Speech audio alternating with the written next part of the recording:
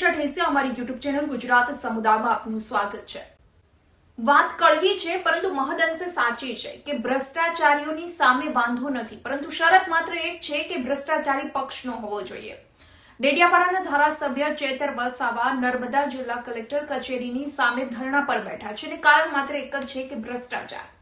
જી હા, નર્મદા જિલ્લામાં ગુજરાત પેટર્ન યોજનાના કામોમાં મોટા પાયે ગડબડ થઈ હોવાના આક્ષેપ ડેડિયાપાડાના ધારાસભ્ય ચેતર વસાવા દ્વારા લગાવવામાં આવ્યા છે। અલબત્ત આ તો છીંડિયા ચડ્યો એ ચોર એવી વાત સામે આવી છે, કારણ કે ભ્રષ્ટાચારની અને એમાં પણ પક્ષના જે મળતિયાઓ છે એની અધિકારીઓ અને સત્તાધીશો સાથેની મિલીભગત એ પણ કોઈ નવી વાત નથી। નર્મદા જિલ્લામાં લોકોની સુખાકારીમાં વધારો થાય તે માટે ગુજરાત પેટર્ન યોજના અંતર્ગત 30 કરોડના કામ મંજૂર કરવામાં આવ્યા હતા। ત્યારે ધારાસભ્ય ચેતર વસાવાનો આક્ષેપ છે કે આ 30 કરોડમાંથી 10 કરોડ રૂપિયાના કામ એવા છે કે પ્રભારી મંત્રીએ પોતાના લાગતા વળગતા અને પોતાને ઓળખીતી એવી એજન્સીઓને આ કામ સોંપી દીધા છે।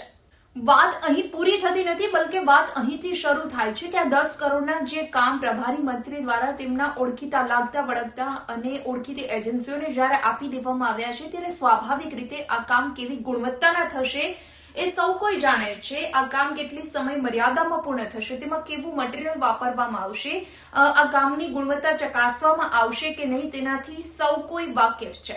ગુજરાત પેટર્ન યોજના વર્ષ 2024-25ના આયોજન માટે અગાઉ જે બેઠક મળી હતી તેમાં નર્મદા જિલ્લામાં ચૂંટાયેલા ધારાસભ્ય અને ચૂંટાયેલા પ્રતિનિધિઓની હાજરીમાં આ બેઠક મળી હતી અને 30 કરોડના જે કામ મંજૂર થયા હતા। ત્યારબાદ પ્રભારી મંત્રી દ્વારા આ કામોની જે ફાઇલ છે તે ફાઇલ ગાંધીનગર મંગાવી અને આ કામ રદ કરવામાં આવ્યા હોવાના આક્ષેપ ડેડિયાપાડાના ધારાસભ્ય ચેતર વસાવા દ્વારા લગાવવામાં આવ્યા છે અને આ આક્ષેપ સાથે જ ક્યાંક નર્મદા જિલ્લા કલેક્ટર કચેરીની બહાર ધારાસભ્ય ચેતર વસાવા ધરણા પર બેસી ગયા છે। આ પહેલા પણ તેમણે મુખ્યમંત્રી ભૂપેન્દ્ર પટેલને આ અંગે પત્ર લખ્યો હતો કે વર્ષ 2024-25ના કામોની યોજના અને આ સિવાય પ્રભારી મંત્રી દ્વારા જે કામો રદ કરવામાં આવ્યા છે, એટલે કે જે 30 કરોડના કામ મંજૂર થયા હતા, 30 કરોડના કામ અંગે જે ચર્ચા થઈ હતી તેમાંથી 10 કરોડના કામ તો એવા છે કે પ્રભારી મંત્રી ભીખુસિંહ પરમારે પોતાના મળતિયાઓ, પોતાના લાગતા વળગતા અને જે બહારની એજન્સીઓ છે, એનજીઓ છે એમને સોંપી દીધા છે। તો નર્મદા જિલ્લાના લોકોની સુખાકારી માટે 30 કરોડની જે જોગવાઈ કરવામાં આવી હતી અને આ માટેની જે આદિજાતિ વિકાસ મંડળની બેઠક મળી હતી, આ બેઠકમાં તાલુકા જિલ્લાના જે ધારાસભ્ય અને સાંસદ એટલે કે ચૂંટાયેલા જે સભ્યો છે તેમને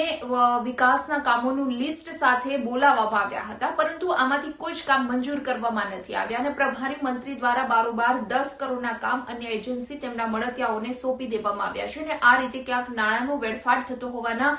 આક્ષેપ પણ ધારાસભ્ય દ્વારા લગાવવામાં આવ્યા છે। ભૂપેન્દ્ર પટેલને પણ તેમણે આ અંગે પત્ર લખી અને જાણ કરી હતી કે પ્રભારી મંત્રી દ્વારા મસમોટા પ્રમાણમાં વિકાસના કામોમાં ગેરરીતિ કરવામાં આવી રહી છે, તો ફરી આદિજાતિ વિકાસ મંડળની બેઠક બોલાવવામાં આવે અને જે રીતે જે કામ મંજૂર થયા છે અને એ કામો આગળ કેવી રીતે વધશે, કોના દ્વારા કરવામાં આવશે તે અંગેની ચર્ચા કરવામાં આવે। તો આ સાથે જ અંબાજીથી ઉમરગામની ટ્રાઇબલ સબપ્લાનની તમામ ગ્રાન્ટમાં પ્રભારી મંત્રીઓએ બહારની એજન્સીઓને કામ આપી કરોડોનો ભ્રષ્ટાચાર થયો હોવાના આક્ષેપ પણ લગાવ્યા છે। તો આ સાથે જ અન્ન અને નાગરિક પુરવઠા મંત્રી અને પ્રભારી મંત્રી પર સીધા જ ભ્રષ્ટાચારના આક્ષેપ ધારાસભ્ય ચેતર વસાવા દ્વારા લગાવવામાં આવ્યા છે। તો આ સમગ્ર મામલે જે ગોબાચારીના આક્ષેપ લગાવ્યા છે, આ આક્ષેપ બાદ ધારાસભ્ય દ્વારા આમાં ઊંડાણપૂર્વકની તપાસની પણ માંગણી કરી છે। તો આ સાથે ધારાસભ્ય ચેતર વસાવા દ્વારા એમ પણ જણાવવામાં આવ્યું કે નર્મદા જિલ્લામાં જે આદિવાસીઓના વિકાસના કામો છે તેનું ગેરવ્યાજબીપણે આયોજન કરવામાં આવ્યું છે, એટલે કે જ્યાં સ્કૂલના ઓરડા બનાવવાના હતા, આંગણવાડી બનાવવાની હતી, રોડ રસ્તા અને આરોગ્યની સુવિધા અંગે જે વિકાસના કામો કરવાના હતા તેવી જગ્યાએ પ્રભારી મંત્રી દ્વારા ચેક ડેમો, તાલીમ સ્કૂલોના ઓરડા, એગ્રેશન, સ્માર્ટ ક્લાસીસ કીટ વિતરણ જેવી મલાઈ ખાવાવાળા જે કામો છે તે સીધા જ મૂકી દીધા છે। આ પ્રકારના આક્ષેપો પણ લગાવવામાં આવ્યા છે। તો આ સાથે જ હવે ફરીથી આદિજાતિ વિકાસ મંડળની બેઠક બોલાવવાની પણ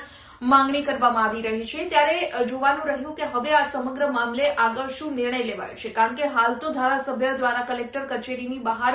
ધરણા કરવામાં આવી રહ્યા છે અને આ મામલે તપાસની પણ માંગણી કરવામાં આવી રહી છે, કારણ કે પ્રભારી મંત્રી દ્વારા ફાઇલ ગાંધીનગર મંગાવી અને ક્યાંક ને ક્યાંક અમુક કામ રદ કરી દેવામાં આવ્યા છે. તો જે અમલીકરણના અધિકારીઓ હોય છે તેના પર પણ દબાવ લગાવી અને દરખાસ્ત મંજૂર કરાવી લેવામાં આવી હોવાની વાત પણ સામે આવી છે. ત્યારે હવે જોવાનું રહ્યું આ સમગ્ર મામલે કયા પ્રકારની તપાસ થાય છે અને ધારાસભ્ય ચેતર વસાવા દ્વારા જે માંગ કરવામાં આવી છે આ માંગ પ્રમાણે આગળ તપાસ કરી આ સમગ્ર મામલે કોઈ પગલાં લેવાય છે કે નહીં. વિડીયો પસંદ આવ્યો હોય તો લાઇક એન્ડ શેર કરવાનું ભૂલશો નહીં અને ખાસ અમારી ચેનલ ગુજરાત સમુદાયને આપ સબસ્ક્રાઇબ કરી લેશો. આવતીકાલે કોઈ નવા ટોપિક પર ચર્ચા.